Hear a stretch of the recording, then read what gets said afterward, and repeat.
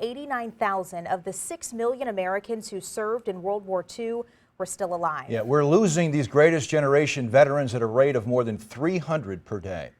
Adolphus Watson is one of our remaining World War II combat veterans. His son, a veteran himself, is making sure he knows his country is grateful to him. And it's a pleasure to tell you Adolphus' story in our Spotlight on Those Who Served. Spotlight on Those Who Served.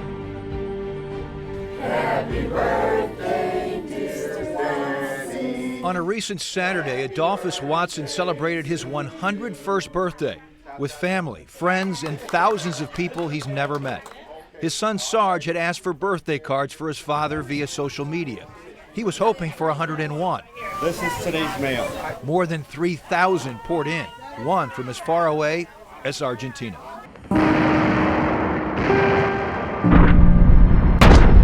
"75 years earlier, Adolphus was fighting for America and the Allies in Europe. He helped turn back the last major German offensive of World War II in the Battle of the Bulge.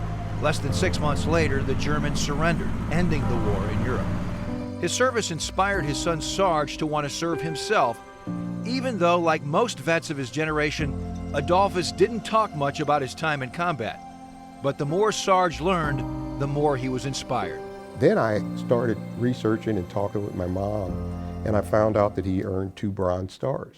And I'm like, well, where are they? I want to see them, you know. He said, oh, you got to go ask your mom. She's probably put them in a drawer somewhere. I said, in a drawer? I said, these things should be in a plaque or some kind of a photo. I says, I know a lot of people in combat. Not everybody gets a Bronze Star. And I says, for Dad to get 2 of them, that's a big thing. It's remarkable to live to 101. More remarkable to have survived intense World War II combat along the way. The U.S. suffered 75,000 casualties in the Battle of the Bulge alone. Adolphus says he had plenty of motivation to help end the war quickly and return to St. Louis. Well, I didn't look for no critic. All I told him I wanted to do was to get this war over and get back home to my wife and kids. Waiting at home were his wife Lurleen and 2 children. She says every day with Adolphus a continent away was difficult. Knowing what he was involved in was a little bit nerve-wracking, and a little scary, not knowing whether he was going to make it home or not. Adolphus fought in the 351st Field Artillery Unit, the only all-black battalion to see combat in Europe in World War II. And despite the specter of segregation in the country and in the military at the time, Sarge says his father never questioned his commitment to his country. I said, what would make you go fight for a country that you didn't have equal opportunity? He says, well, son, he says, this is the only country I knew.